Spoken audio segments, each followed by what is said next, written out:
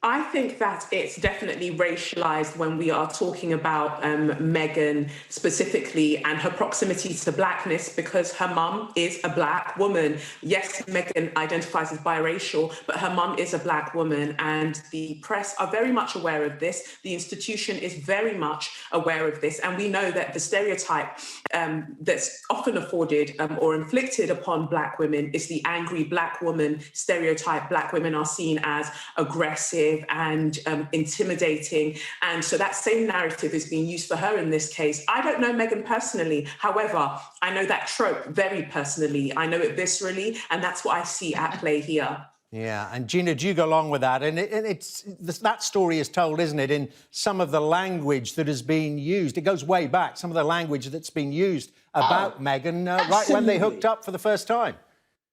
Absolutely. I mean, you cannot deny the racial overtones of the reporting. The headline, almost straight out of Compton. She's from nowhere near Compton. And that is just harks to hood and ghetto and gangs and stuff like that. These kind of things that they were putting into people's minds, talking about her exotic DNA. The difference in the way that she was depicted in the press, whereas when Kate Middleton eats an avocado, it's wonderful, it's full of omegas. And then when she eats an avocado, it's linked to human rights abuses.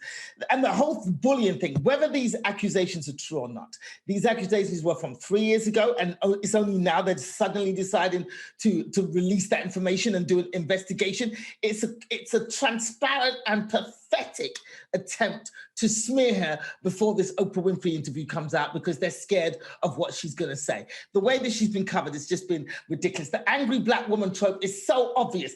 Oh, she's up at 6 a.m. sending out emails. It's awful. It's bullying. And yet, if she'd been waking up at 11, what would they have said then? Oh, well, we don't say they're lazy, but 11 a.m. She could not win in this situation. But Gina, just to stay with you on that, I mean, people will say, well, the language was never overtly racist. You touched on some of the phrases that were used in the press. Unroyal was another one that comes to mind. What do you read into that? Well, unroyal. Why? Because she's come from a broken family. Did Prince Harry not also come from a broken family? Why is he not being called unroyal? It's underhand, it's passive-aggressive, but you know exactly what they're saying. They're talking about her DNA, they're talking about her mother's dark skin and her dreadlocks. It was so obvious. It's obvious to anybody who's willing to look.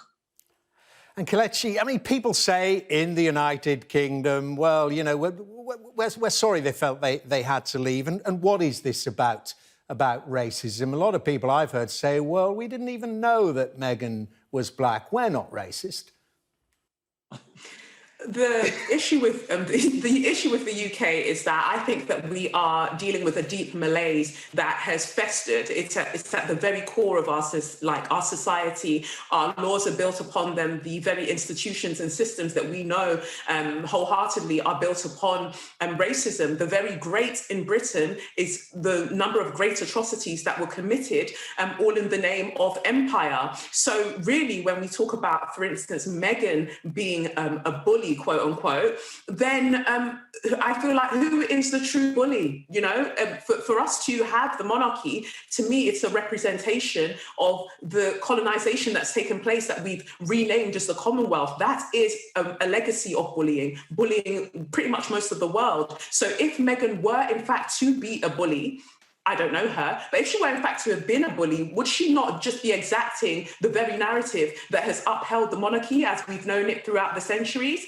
I don't know. But I understand that the way that the media have been talking about her, that can affect somebody's mental health. We know that she recently had a pregnancy loss and now she's expecting another child. Surely we shouldn't be so aggressive towards her, but that doesn't seem to matter. Her livelihood, her safety, her protection doesn't seem to matter to the British public. So when we say, oh, well, we're not a racist country and I didn't even know she was black. Well, no, we know her mum's black. We saw her mum at the royal wedding. And I think that it's those narratives, it's the kind of systemic gaslighting that we're seeing nationwide that's allowing for this to happen. OK, I'm glad to say we're joined now. Well, sorry, Gina, please come in on that. But we've got another guest joining us in a moment. But Gina, please.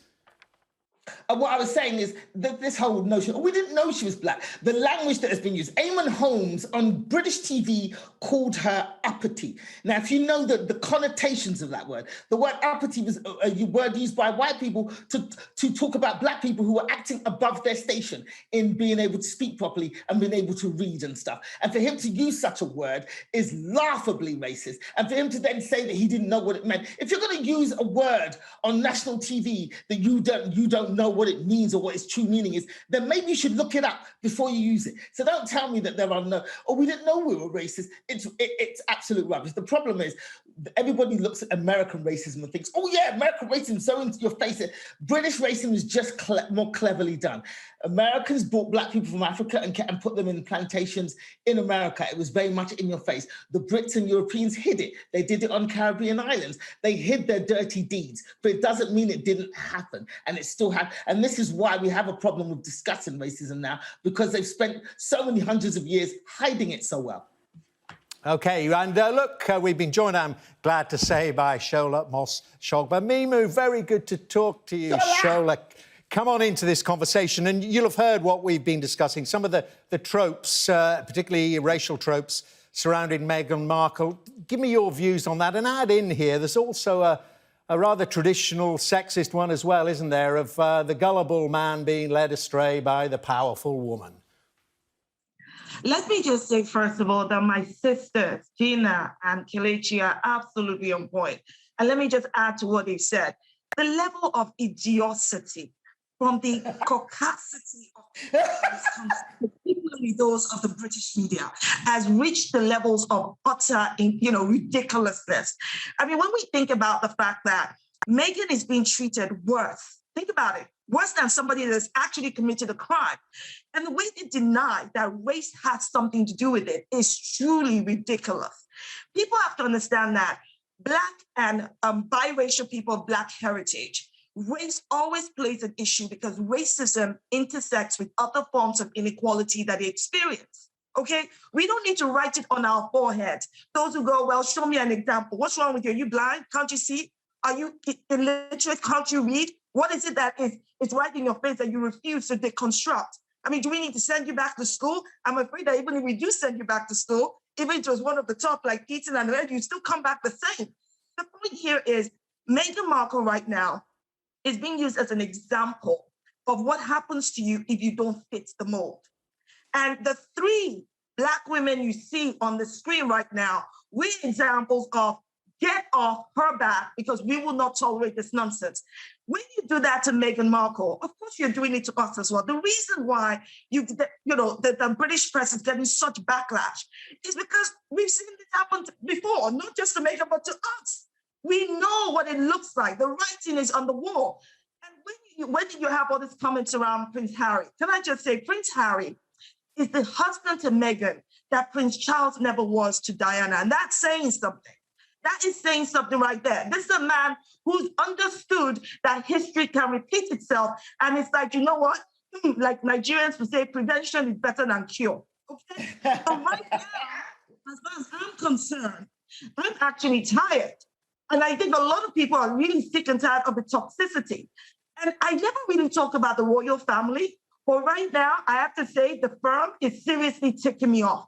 I know for a fact there is no way Kensington Palace or so-called royal aides can sneeze without royal approval. So how in heaven's name is it that days before this big old Oprah interview, all of a sudden they're regurgitating, repackaging claims of bullying that happened a couple of years ago. And all of a sudden, Buckingham Palace is going to take investigating. How does that happen? Why didn't you investigate it in 2018? What happened then? What happened with actually going through a thorough investigation?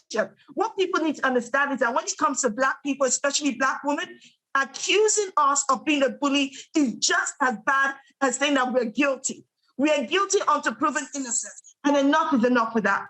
OK, listen, I've got a last question for you. Well, I suspect it will be, and it's following on from what you've all been saying and the point Shola's making there about the royal family. Let's flip this round. And Gina, do you think they've therefore missed a real chance here to genuinely signal that they're modernising, they're changing, they're listening, and in some sense atoning for past sins? Yeah, they missed a massive opportunity. They got a black woman in the royal family. They had all they had to do was stand up for her. That's all they needed to do, is to stand up for her against this onslaught by the press. And it was an onslaught. You know, the fact that a BBC presenter felt like it was okay to post a picture of a chimpanzee when her baby was born. If they'd only stood up for her, then they would have won the hearts and minds of everybody. And they chose not to. And now they're choosing to attack her days before this. It's pathetic. It's transparent. And Kelechi, you talked earlier about the empire, the role, obviously, of the British royal family in that. Same question to you then about a missed opportunity here for a modernisation of the royal family. Yeah, I mean, what are we modernising? We're modernising rape, pillage, theft, and then displaying it in the British Museum. What were we really modernising? I think that I'm actually glad the way that all of this is playing out. I obviously wouldn't want that kind of the pain that Meghan has had to endure, surely not. However, I do believe that we are seeing a crumbling of the monarchy, and that needs to happen. If we're talking about a true equitable society that is just for all, that is fair for all, then surely we can't have the hierarchy that we currently have in terms of the monarchy. So they are, they put themselves on notice really by the way that they've treated Meghan, which goes to show that the very pervasive nature of the racism that has upheld the monarchy for so many centuries, it's not something that you can just wish away. It's not something that you can marry away. They're going to have to reckon with that. All of us as a nation will have to reckon with that. Well, I said before the interview started that you'd say your mind. We were not disappointed. Kelechi, Shola, Gina, very good to see you all. Please come back.